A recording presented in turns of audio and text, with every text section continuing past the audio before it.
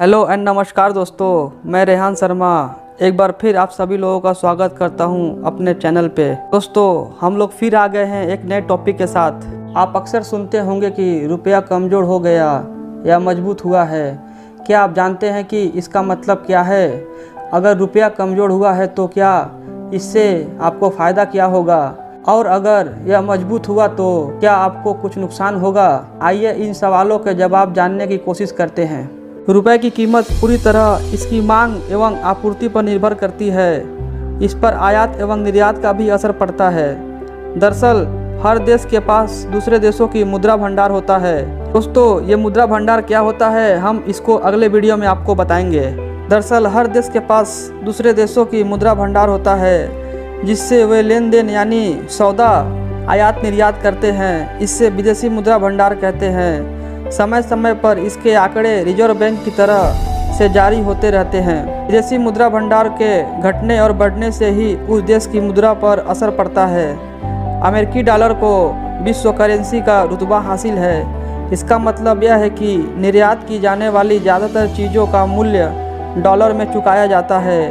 यही वजह है कि डॉलर के मुकाबले रुपये की कीमत से पता चलता है कि भारतीय मुद्रा मजबूत है या कमज़ोर। अमेरिकी डॉलर को विश्व करेंसी इसलिए माना जाता है क्योंकि दुनिया के अधिकतर देश अंतर्राष्ट्रीय कारोबार में इसी का प्रयोग करते हैं। यह अधिकतर जगह पर आसानी से स्वीकार्य है। अंतर्राष्ट्रीय कारोबार में भारत के ज़्यादातर बिजनेस डॉलर में होते हैं। आप अपनी ज़रूरत का कच्चा तेल, खाद्य पदार्थ और इलेक्ट्रॉनिक्स आइटम अधिक मात्रा में आयात करेंगे तो आपको ज़्यादा डॉलर खर्च करने पड़ेंगे।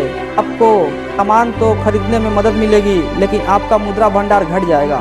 जैसे कि मान लें कि हम अमेरिका से कुछ कारोबार कर रहे हैं। अमेरिका के पास 68,000 रुपये है और हमारे पास 1,000 डॉलर। अगर आज डॉलर का भाव 68 रुपये है तो दोनों के पास फिलहाल बराबर रकम है।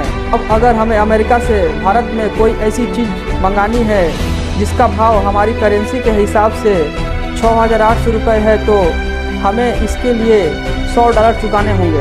अब हमारे विदेशी मुद्रा भंडार में सिर्फ 900 डॉलर बचे हैं। अमेरिका के पास 74,800 रुपये। इस हिसाब से अमेरिका के विदेशी मुद्रा भंडार में भारत के जो 68,000 रुपये थे वो तो है ही, लेकिन भारत के विदेशी मुद्रा भंडार में बड़े 100 डॉलर भी उसके पास पहुंच गए। अगर भारत इतनी ही राशि यानी 100 डॉलर का सामान अमेरिका को दे देगा तो उसकी स्थिति ठीक हो जाएगी। यह स्थिति जब बड़े पैमाने पर होती है तो हमारे विदेशी मुद्रा भंडार में मौजूद करेंसी में कमजोरी आती है। इस समय अगर हम अंतर्राष्ट्रीय बाजार से डॉलर खरीदना चाहते हैं तो हमें इसके लिए अधिकतर रुपए खर्च करने पड़ते हैं। इस तरह की परिस्थितियों में देश का केंद्रीय bank reserve bank of India अपने भंडार और विदेश से खरीदकर बाजार में डॉलर की आपूर्ति सुनिश्चित करता है। भारत अपनी ज़रूरत का करीब 80% पेट्रोल उत्पाद आयात करता है। रुपए में गिरावट से पेट्रोलियम उत्पादों का आयात महंगा हो जाता है।